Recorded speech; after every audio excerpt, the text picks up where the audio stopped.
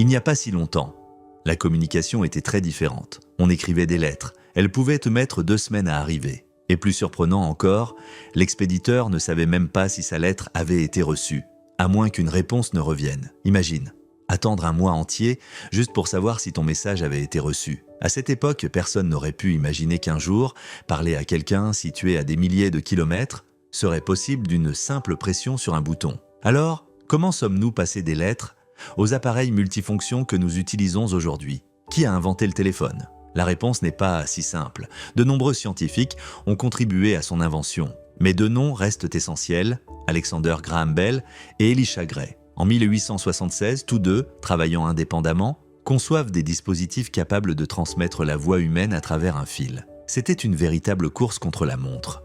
L'expérimental de Bell transmit les premiers mots clairs de l'histoire. « Monsieur Watson, venez ici, j'ai besoin de vous voir. » À cet instant, le monde changea à jamais. L'ère du téléphone venait de commencer. Des décennies plus tard, les années 1970 annoncèrent un futur audacieux avec le Picturephone.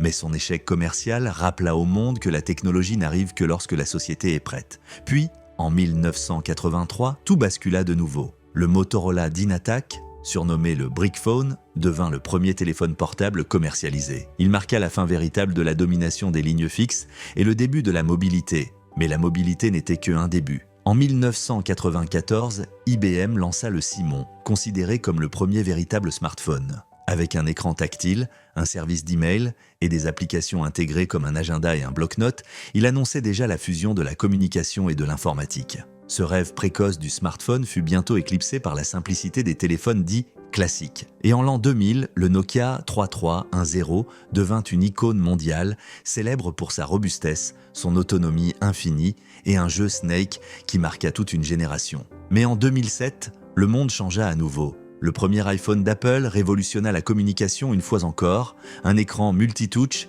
un véritable navigateur Internet et les fondations de l'écosystème des applications. Ce n'était pas seulement un téléphone, c'était l'aube de l'ère mobile moderne. Quelques années plus tard, une autre frontière fut franchie.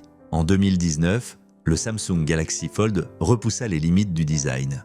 Un smartphone capable de se déplier en tablette grâce à la technologie des écrans flexibles. L'ère des pliables venait de commencer. Et aujourd'hui, nous sommes à l'aube de 2025. Le prochain chapitre de cette histoire est déjà en train de s'écrire. Le téléphone pliable à intelligence artificielle unit le matériel le plus avancé, écran multipliant, à l'IA générative la plus puissante. Un assistant personnel non seulement dans votre poche, mais dans chaque instant de votre vie. Un appareil qui apprend, qui s'adapte et qui évolue avec vous. Des lettres transportées à travers les océans, aux voix transmises par des fils, jusqu'aux appareils que nous tenons aujourd'hui dans nos mains et qui nous connectent instantanément au monde, l'histoire de la communication est, en réalité, l'histoire de l'humanité.